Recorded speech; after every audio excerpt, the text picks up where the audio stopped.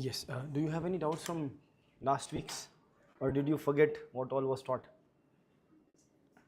G, you're fine. Okay. What did we study last time?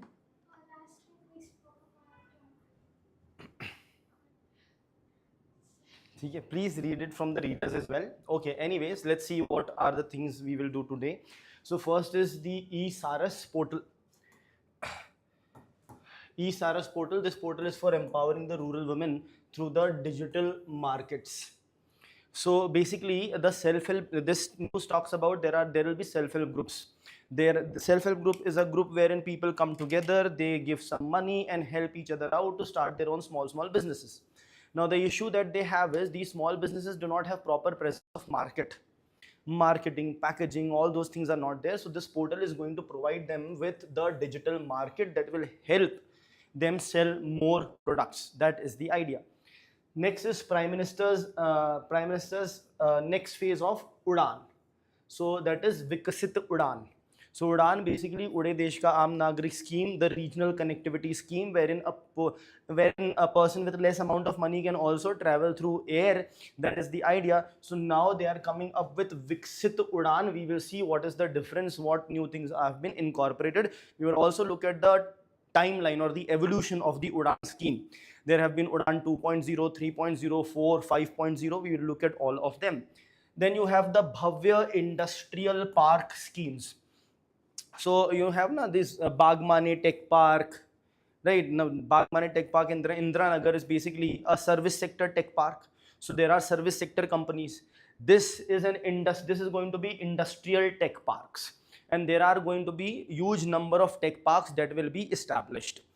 Industrial tech parks that will be established wherein industrial works will take place. We will see that. Next is India's insurance sector, which is a pillar of sovereign fiscal stability. So we will talk about the insurance sector. Now recently the government has also allowed 100% FDI in insurance sector in the last budget. Previously it was only 74%, it has changed to 100%. Keep that in mind. Prelims, they can ask you that. And we will look at how it can become the pillar of sovereign fiscal stability of India. Because in insurance, what happens is when the government entity is there, let's say LIC, so you might take a health insurance at the age of 20 when you start to work, and then it lasts literally forever. And there are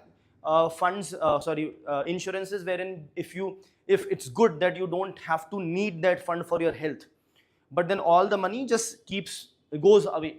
So basically that is a huge amount of fund that the government will have, which can be utilized for various things as well, right? Because LIC is a government agency which will make profit, so it is like a PSU, for example. Then strengthening India's toy ecosystem. The toy production, the toy export, India has seen a drastic increase. So we want to become the hub, the toy hub of the world. This particular thing was mentioned in last year's budget as well. So this is what we are going to see over here. So let's get started with the very first thing, that is eSaras. E stands for electronic, right?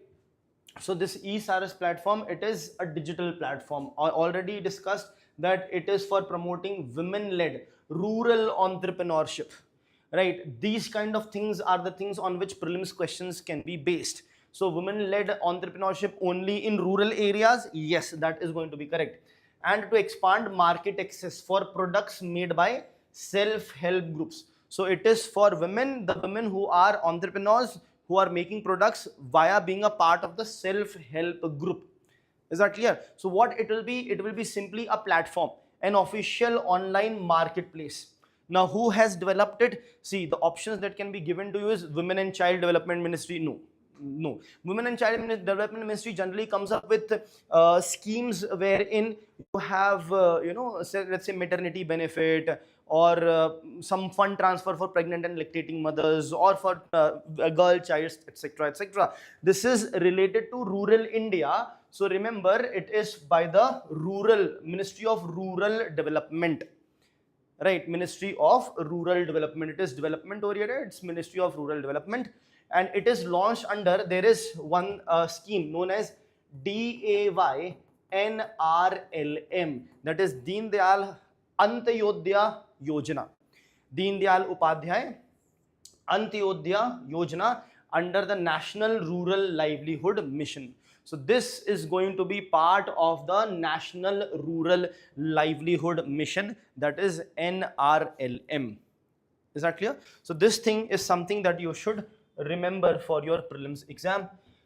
What's the purpose and what are the products? So of course it will provide direct market access. We have discussed this. Supports the artisans including weavers, potters, marble artisans, pashmina producers, women-led cooperatives, anything. See here the list will be non-exhaustive. Some of the things they have mentioned to give you an idea, but the list is non-exhaustive. It's not that some women is doing a business in something else, so she may not be allowed, nothing like that. This is the idea over here. Now the product categories. Categories they have mentioned. Under these categories there can be n number of things, but categories are important. Home and living, apparel, personal care product, food items, kids, toys and craft. So UPSC can simply ask you which of the following are product categories under eSaras portal, which has been launched under the DAY NRLM scheme, and they will give you four, five. One of them may not be correct, so you will have to know this. Home and living, apparel and accessories, personal care products, food items, kids, toys and crafts, right? So this is really important for you to remember. Next we have institutional support and platform evolution. So institutional support as in you will have to provide logistics, this, that is the institutional support to implement this, right? So eSaras facilities will include marketing, branding, logistics, processing, packaging, shipping. It will help you do all these things. Okay? Yes, sure. So this is important. Then let's move ahead. Significance of eSaras. Now when you know what the scheme is about, you don't have to specifically remember the significance. Can you now not on your own say what will be the significance? Of course, it leads to women-led development, it empowers women, it will improve the rural economy, it will lead to development in the rural development, right? So that is the whole point of it. It will lower the inequality, right? So these are the things that are generally there. Now in addition to, promotes women-led rural entrepreneurships, digital inclusion, market access for rural product. At the same time, this is important point, it will preserve India's cultural heritage. For example, the toys, the food items which are specifically handmade, using the spices, the taste and everything of India, right? So that keeps these kind of small cottage industries also alive. And of course contributes to inclusive growth, reduction in inequality. There are endless positives that you can talk about over here. Now it is under DAY NRLM, so you should know what this scheme is. So it's an umbrella scheme under which it is there. This scheme is for rural livelihood, providing rural livelihood to the people in general. So under this there will be many schemes. This eSaras portal is also under that for females. So this is a flagship poverty alleviation program. It is again implemented by Ministry of Rural Development. This is important. Objective of course is what? To reduce the poverty, to reduce the inequality, to provide households with gainful self-employment, skilled waged employment, so on and so forth. Okay. Next, this DAY NRLM SHG centric approach. Now what do we mean by this? Under this DA NRLM, they are facilitating more formation of SHGs, self-help groups, because a single person, it's difficult for them to help themselves. They are poor. Now a lot of people are poor, but if they contribute small amount together and help someone out, they will get out of poverty. Then the same group can help other people out as and when they would need it, right? So that is what it facilitates. Mobilizes rural poor households into self-help groups, provides continuous nurturing and institutional support, encourages SHGs to undertake economic activities, aims for sustained increase in household income. Okay, so this is like a community development or community program kind of a thing, that is self-help group in the economic domain. Okay, chaliye, next let's come on to the Viksit Udan. So Viksit means development. So Viksit means developed. So this is developed Udan. So the Prime Minister has launched the next phase of Udan. So as I said, there have been Udan 1.0, 2.0, 3 and 4.0 and now 5.0. This is, you have the Vikasit Udan. So it was launched in Rajasthan. Okay, that's not important. Generally, what is important is whenever you see, let's say, a missile being tested or something like that, from where it was tested, that becomes important. Generally, the schemes as such, they don't ask with respect to from where it was launched. Anyway, what is the aim? Of course, to expand regional air connectivity. Right, every Udan scheme tries to expand regional air connectivity. It will support aviation-led growth under Vikasit Bharat. Now, every random thing is going under Vikasit Bharat. Okay, the government is not giving anything right now, not showing any development right now. Things are getting worse right now. So we are given the dream of 2047, that is 21 years later. And every random thing goes under Vikasit Bharat only. It's just that we don't know what will happen tomorrow or the next year, but this is what we are aspiring to become by 2047. Anyway, coming back to it, so it's based on modified Udan scheme. I'll tell you later what is a modified Udan scheme. There is a slide in that. Okay. But remember, for your mains, supports aviation-led growth under Vikasit Bharat. If you are doing the same thing, developing ports, developing shipbuilding, then it is what? Shipping-led Vikasit Bharat, right? So it is the same thing. You can just write it in your mains answer. So let's understand the key features of Vikasit Udan. So modified phase of Udan, financial year 2026-7 to 35-36, right? So this is for about 10 years of time. Okay, this is for 10 years of time. You have the budget outlay. Exact number is not important as such, but it's quite a lot. So 28,000 crore, it's good amount. So okay, this exact they may not ask, but at least you should know how much approximately it is. If they are writing 2 lakh crore rupees, you should be able to identify that it is incorrect. Okay. Anyway, so what is the objective? Strengthen the last mile air connectivity in tier 2 and tier 3 cities, remote and hilly regions, islands, aspirational districts, so on and so forth. Now, what are they meaning? Last mile connectivity. See, for example, if you want to go to Jayanagara, right, there's not an airport in Jayanagara, so you'll have to get come at some other, yes, which airport? Yes, Cochin airport, and then from there you will have to travel. Okay, that is the idea. So if other regions also, hilly regions, remote areas also start to have now airports, then last mile connectivity is sorted. The person can directly land in that region. That is the idea over here. So what infrastructure developments are going to take place, and let's understand that. So develop 100 airports from existing unserved airstrips. So whatever the regions that are unserved, that has not been served, there 100 airports will be developed with in the existing unserved airstrips. See, there can be various airstrips from where some private aeroplanes, let's say, take off, but it's not an airport full-fledgedly as such. For example, in Hyderabad also there is an international airport, but also there is an airstrip. There is also an airstrip of the Air Force. There is also an airstrip from where the personal aircraft can take off. Right, so in the surrounding area, there can be a feasibility of starting a small airport. So they will be looking at the feasibility of starting airport in the existing unserved airstrips. Okay? Investment, this is the investment amount. He cannot exactly important to remember.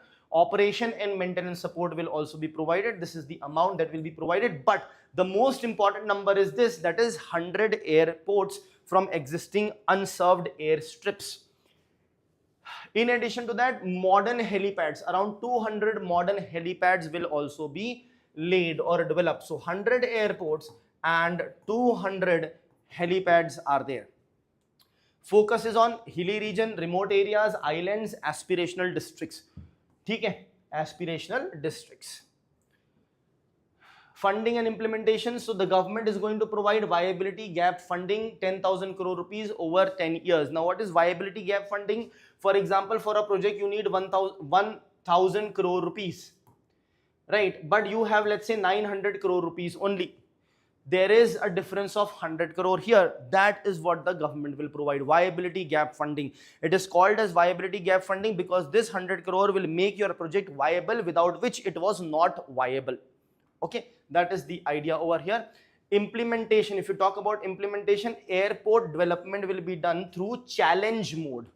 Now what is this challenge mode? Basically it is a manner in which the contract is given to the companies to develop the airport. There can be Swiss challenge mode or general challenge mode.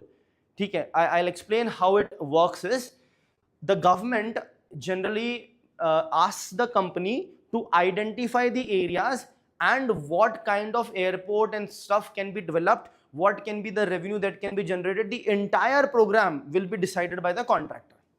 Then the government will select the best option, right? They will select the best option. So let's say your company gave the best idea, so I selected your company.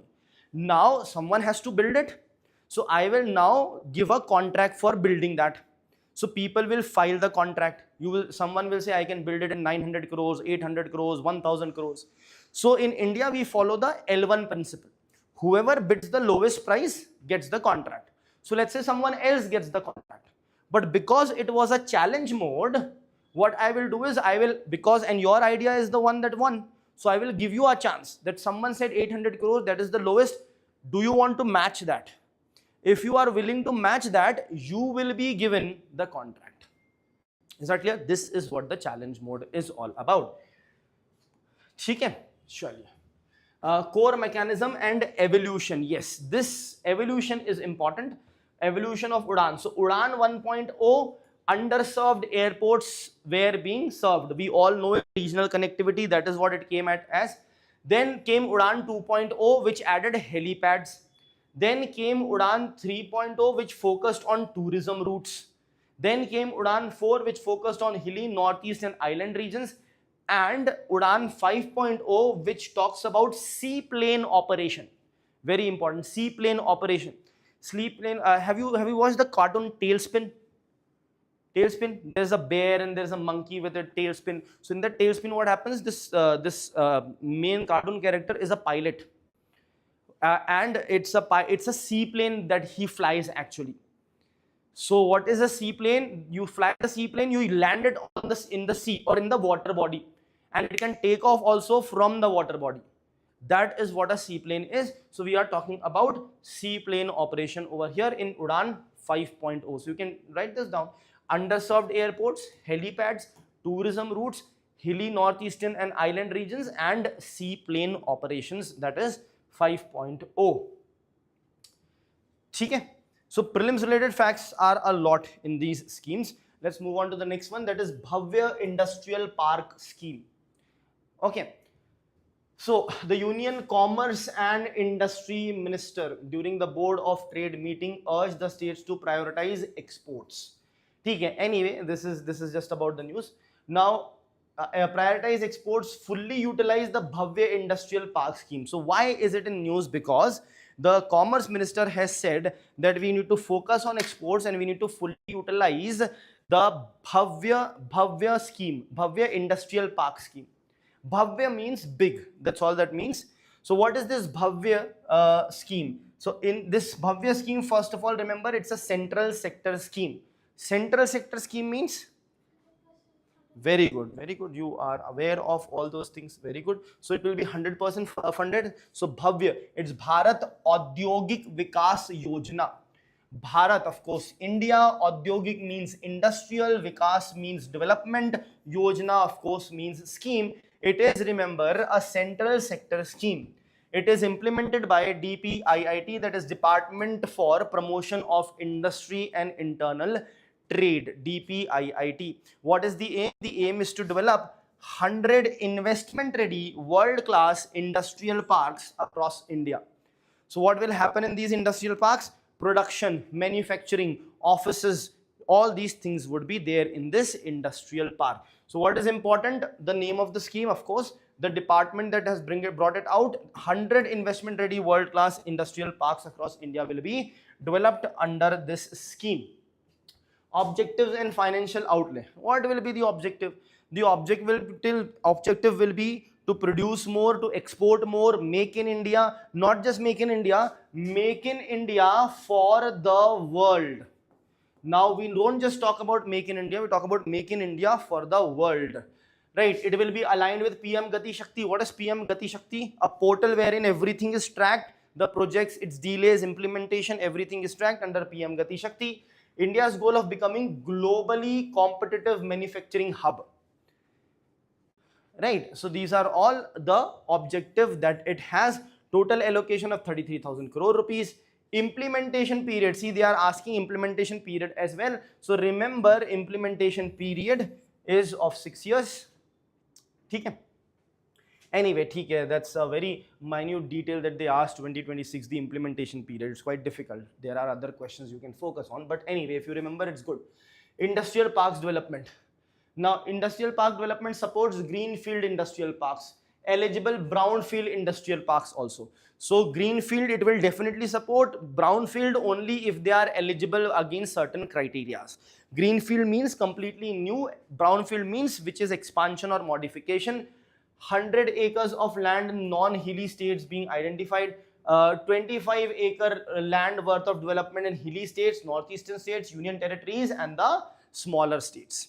So that means out of 125 acres, basically 80% in non-hilly states and 20% in the northeastern hilly states, union territories and stuff. Okay? There will be 2 phases. First phase will have up to 50 parks. Okay? And again, through a challenge-based competitive process. So again, the challenge-based system will be there over here.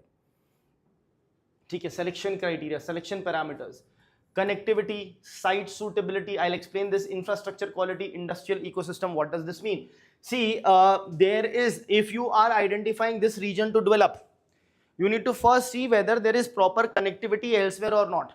Because if you develop a park over here and there is no connectivity, there is no pakka road, nothing, then first you will have to develop this, then this, or else it will be useless, it will not be efficient, or else the government will have to spend much more amount.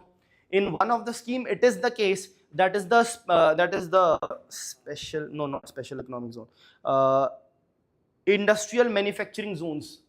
National Industrial Manufacturing Zone, NIMZ. In NIMZ, the government says, ask the states to identify the area and develop it as a manufacturing zone, and the government develops the surrounding region and its infrastructure. So that is already there in NIMZ. But in this scheme, it has to be selected based on the criteria of availability of connectivity, site suitability, infrastructure quality, industrial ecosystem is there in that area or not, so on and so forth. Okay? Now, what will be the features? Plug and play facility. Plug and play facility means it's ready to use. That is what it is. Multimodal logistics connectivity. Multimodal logistics connectivity means connectivity through road, dedicated freight corridors, railways, etc. Underground utilities, reliable power and water supply. Okay. Other things are fair enough. That is anyhow needed. Okay. Next, institutional framework. Projects to be implemented through, this is important, through special purpose vehicle. Special purpose vehicle are basically organizations that are formed temporarily to execute certain projects or certain things that are there. So once that particular thing will be done, they will be stopped. They will be discontinued. That is what a special purpose vehicle is all about. Okay. Significance of Bhavya. What will Bhavya do? Employment opportunity, increase production, export will be there. It will attract investment from foreign players, from the private players. That is what it will do. That is what is mentioned. So attract large scale investment, reduce approval and land related. Strengthen industrial supply chains, generate employment, which you said, boost exports that we discussed. These are the things that will be definitely there. Okay. Surely. Next, India's insurance sector as a pillar of sovereign fiscal stability. What is fiscal stability? What is fiscal stability? Okay. A balance of payment. Balance of payment is related to export import.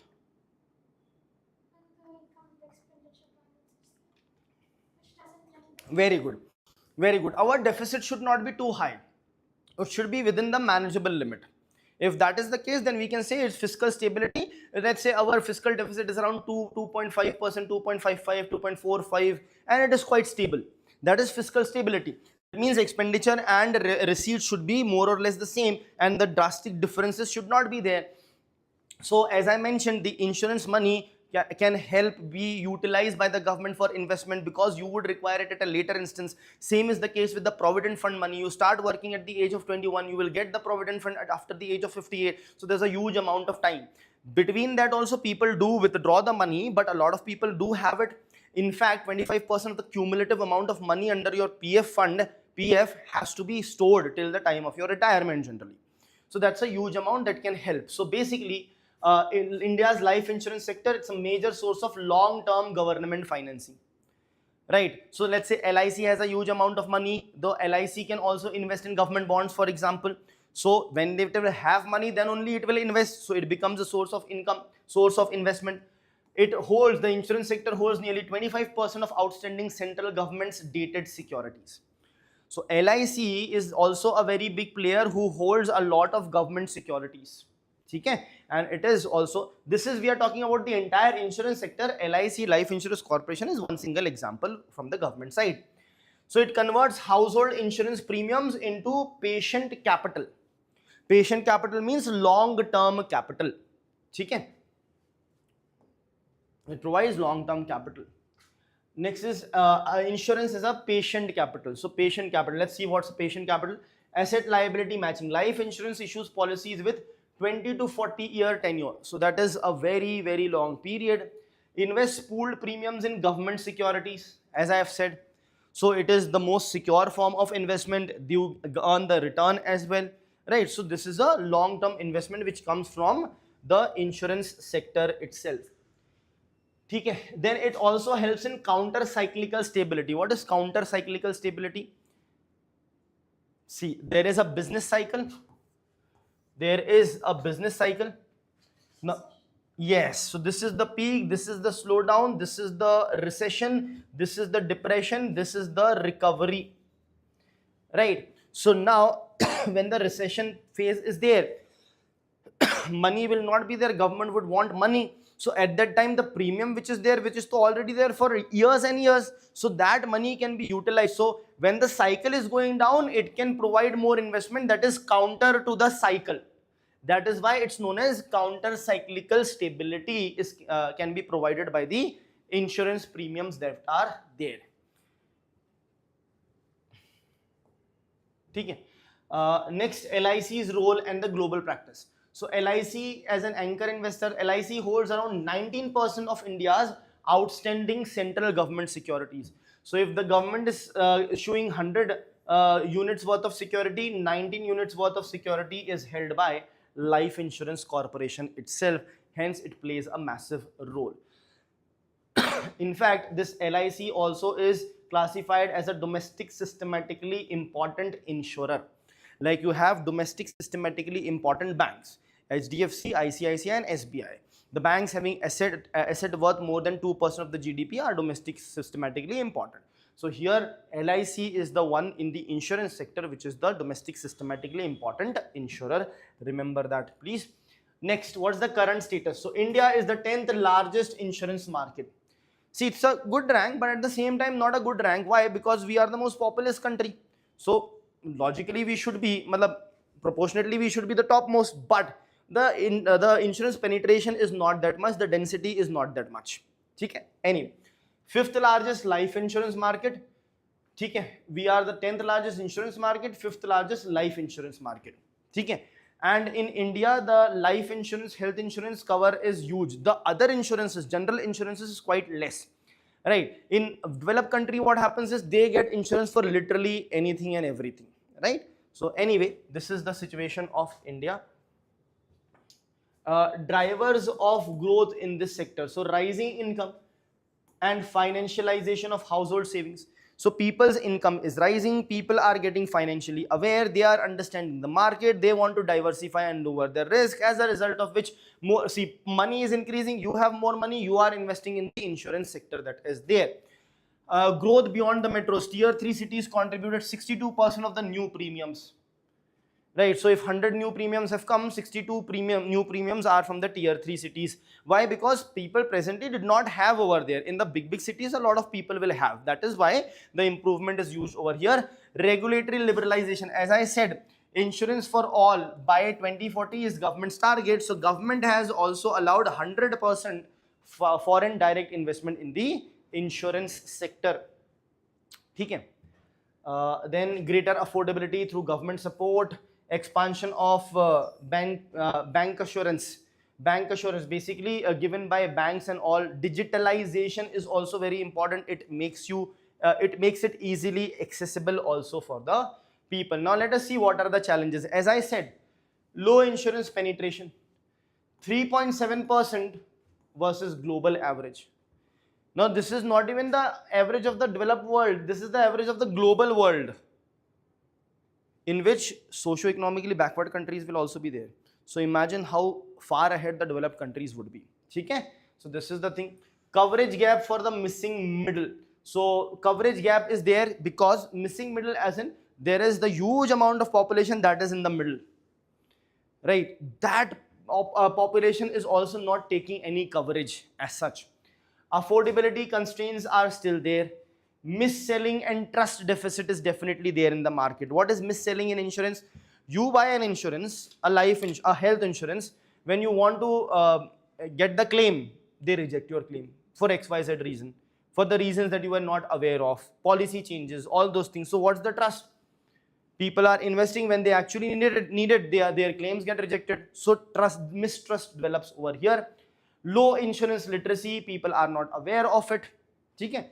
Opaque policy documents and claim disputes. Opaque means it's not transparent, some hidden in small languages or applied, conditions applied, all those issues are there. Okay? So what are the measures needed for insurance for all? Rationalize GST, reduce the GST further. Okay? The indirect taxes and the related things. Provide tax incentives. Provide tax incentives, as in if you take the policy, it can be tax rebatable. People are paying tax, salaried employees are also paying tax. If you take an insurance, whatever premium you are paying, that can be deducted under tax. So that is tax incentive. So people will think, what? Why do I can save tax? So let me get the insurance, right? Operationalize Bima Sugam. Bima Sugam, basically this is a platform which integrates the different insurance platforms or insurance instruments that are there. It makes it available on your fingertips. Okay. Then there are something like develop Gift City as a reinsurance hub. Gift City as a reinsurance hub, as in you have Gift City. Where is this Gift City? Gift City is in Gujarat, right? So you can create it as a reinsurance hub. You can start the insurance sector over there, special sector, insurance sector. In that sector, whoever are the players will get certain extra benefits. Like you have the special economic zones, the tax rates and everything are different from the rest of the country in the special economic zones. In the same manner, you can have Gift City wherein there can be certain benefits. Okay? And leverage the 100% FDI that the government has allowed in this sector. Okay? Is this clear? Insurance sector. Mains question can be highly probable in this topic. Now, this is also mains related, but because toys are in news, you have various toys, Chinnapattu toys, different toys who have got GI tag, that becomes important, right? So strengthening India's toy ecosystem. So India's toy industry is seeing a rapid growth. Let us see what that rapid growth is. So electronic and non-electronic toys, it is in $1 million. So here in around 2017-18, that's around 8 years back, 77 million. In 8 years, 200 million, 160% increase is there. That's a huge increase. Then video game consoles and machines and other things, video games, PlayStations and stuff like that, $15 million increase to $46 million, approximately 200% increase. Then festive, carnival and other entertainment articles that are there, that had around $60 million, now $137 million, 130% increase. Okay, so that is quite an important thing over here. The source is Ministry of Commerce and Industry over here. Okay, so you can see all the gaming or toy sector has increased by more than 100% very easily. That is why we are saying that there is rapid growth. So in your answers, don't just write this, at least mention one of the fact and write it. Right, so this is rapid increase in the domestic manufacturing, exports, employment. Further, it is also supported by the government initiatives and rising demand. Indigenous toys, educational toys, sustainable toys. Now, educational toys are also in the trend. Many schools are using toys to teach, and there are organizations that is getting formed which sells these toys to the schools so that they can teach the children with the help of them. So educational toys is a very important sector. Okay. So let's look at the current status. Total toy related exports increased from $152 million to $384 million in the last 8 years. So it has more than doubled, 151.29% growth. Right, I think we should start opening toy shops, toy manufacturing firms or toy shops. It is being sold left, right, center. Electronic and non-electronic toy grew by nearly 160%. Video games exports nearly tripled. Festive and entertainment article exports increased nearly by 130%. So there is a considerable increase. Now, what are the key enablers of India's toy industry?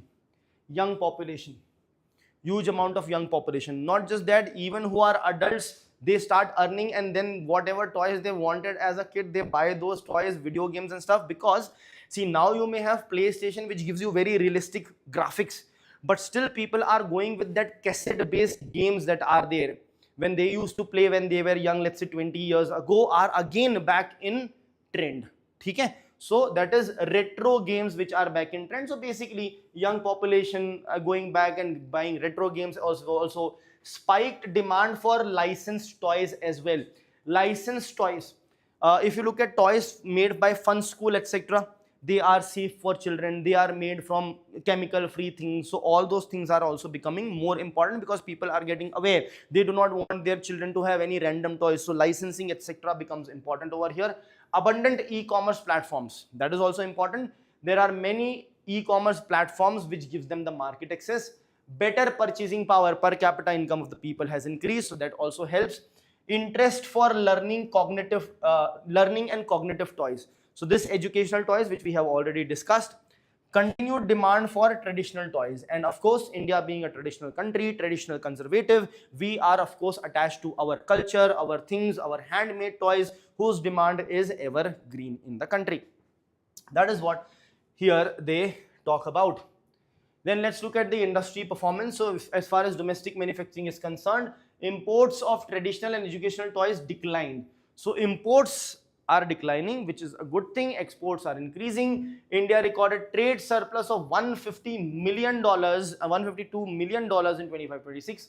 Improved a trade deficit of $213 million. So there was a trade deficit in it. Now we have converted into a trade surplus. So this is really a very important sector.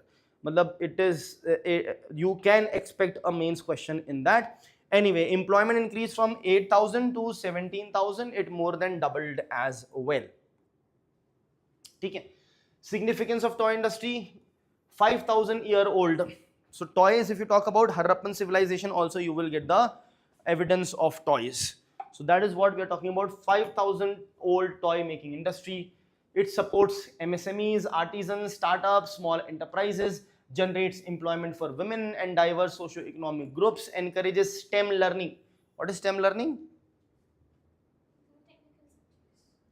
What is STEM?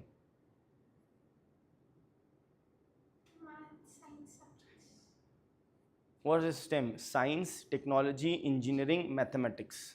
Okay. Strengthens Make in India. See, again the thing gets repeated. Whenever it's manufacturing, Make in India. Okay. Anyway, that is the idea. Major government initiatives. Yes. National Action Plan for Toy 2020. Toys Quality Control Order 2020. You don't have to as such go through them, but you should know what they are. Mandatory BIS certification, increase in basic custom duty. So basic custom duty has been increased, means when the things are entering India, we have increased the custom duties on them. All that also helped in lowering. GST reduction on toys from 12 to 5%. Okay, so that is important. Sure. Market access and export promotion. One district, one product is also being used to promote the toys. What is one district, one product? Every state, one district. So they will make one product of that district famous. That can be anything. So toys are also becoming those one important product. Then GI tag toys, as I mentioned, Channapatna toys of Karnataka, leather toys of Indore, Thanjavur dolls of Tamil Nadu. Right, so these are GI tags which you have to remember. Districts as export hubs, more than 10 districts identified for toy and doll exports. So this is important. We have free trade agreement with respect to toys with UAE, Australia, European Union, Oman, New Zealand, as well as United Kingdom. So these countries will hold some importance. This is your one district, one product concept. Okay? Yes. Any questions? Let's try to solve it if we can solve it. With reference to e-Saras, consider the following statement. It is an online marketplace developed under the Deen Dayal Antyodaya Yojana, National Rural Livelihood Mission. That is correct. So first statement is correct, so this becomes wrong. This is correct. It exclusively markets products made by women's self-help groups and their federations. Yes, that's correct. It's implemented by Ministry of Women and Development. Very good. So it is by Ministry of Rural Development. So the correct answer would be A, that is 1 and 2. Next, consider the following regarding the Bhavya Industrial Park scheme. It supports both greenfield and eligible brownfield. Yes. National Industrial Corridor Development Corporation functions as the project management agency. Yes, that is correct. Every industrial park under the scheme must have a minimum land area of 100 acres irrespective of location. No, 100 acre for, yes. So this is incorrect. Correct answer here is C, that is 1 and 2. Next, which one of the following explains why life insurance companies are regarded as a source of patient capital in the economy? Yes. Which one? Which is the longest sentence? B. They mobilize long-term household savings and investments substantially in long-term government security that match their long-term liabilities. Next, with reference to initiatives supporting India's toy ecosystem, consider the following statements. The Toys Quality Control Order 2020 mandates BIS certification for both domestic and imported toys. That is correct. Toycathon, like hackathon. So Toycathon promotes innovative toys inspired by Indian culture and heritage. Even if you don't know, this will be yes. The e-toys lab has been established by the Ministry of, there is written in this slide actually. Yes, the e-toys lab has been established by the Ministry of Electronics and Information Technology at CDAC, Noida. E-toys lab, electronic toys lab. Okay? So the correct answer would be C, that is all the three are correct. Next, with reference to Vikasit Udan, which of the following are envisaged under the modified scheme? Development of 100 airports from existing unserved strips, yes. Development of 200 modern helipads, that is also yes. Viability gap funding for airline operators with support extending for 5 years, yes. This is also yes. All the statements here are correct. Okay, in the reader, I think yes, viability gap funding is also mentioned. Okay? So the topics are majorly important from mains perspective, definitely, but they have prelims related facts also. Okay? Any doubts? Yes, please.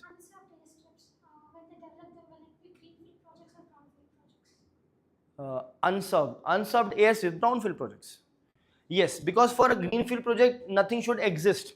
Now there is already a strip, so basically strip is there, already the location would be identified, strip is already made, so you are going to develop on that. So it is brownfield. For greenfield to exist, there should be nothing actually. There should be nothing. The field needs to be completely green, means grass, for example. That is where the word green is coming from. When you build something, the grass is gone and some structure comes. That is why the color brown is coming. Okay? Sure. Thank you guys.